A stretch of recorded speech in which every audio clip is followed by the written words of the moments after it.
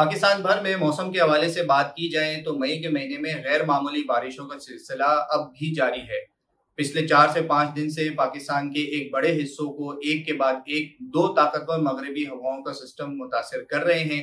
इन दिनों भी एक ताकतवर मगरिबी हवाओं का सिस्टम मुल्क में एक्टिव है और पाकिस्तान के एक बड़े हिस्से में इसके ज़रिए असर बारिशें, आंधी और शदीद ज़ालाबारी के काफी सारे इवेंट्स रिकॉर्ड किए जा रहे हैं। आगे आने वाले दिनों में भी तकरीबन 1 से 2 जून तक ये मगरिबी हवाओं का सिस्टम मुल्क के इन इलाकों में एक्टिव रहेगा।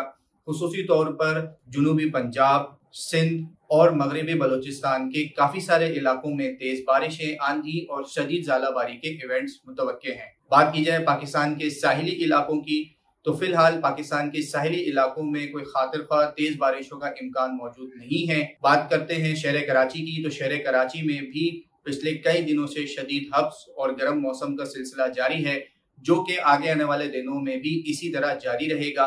फिलहाल शहर में कोई तेज बारिश का स्पेल आता हुआ नजर नहीं आ रहा है।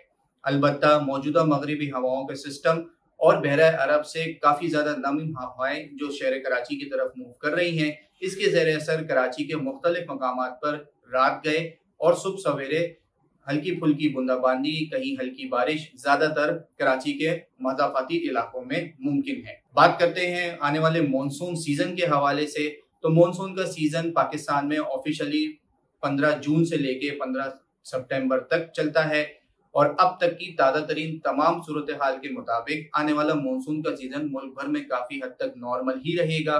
कुछ इलाकों में ये मामूल से कम बारिशें भी दे सकता है, लेकिन इंडियन ओशन डायपोल अगर पॉजिटिव हो जाता है मॉनसून की सीजन आते आते तक तो पाकिस्तान के जुनूबी इलाके जैसे कि कराची, सिंध और बलूचिस्तान के दीगर इलाकों में बारिशें काफी हद तक नॉर्मल और कुछ इलाकों में 1 से 2 ताकतवर स्पेल भी आ सकते हैं।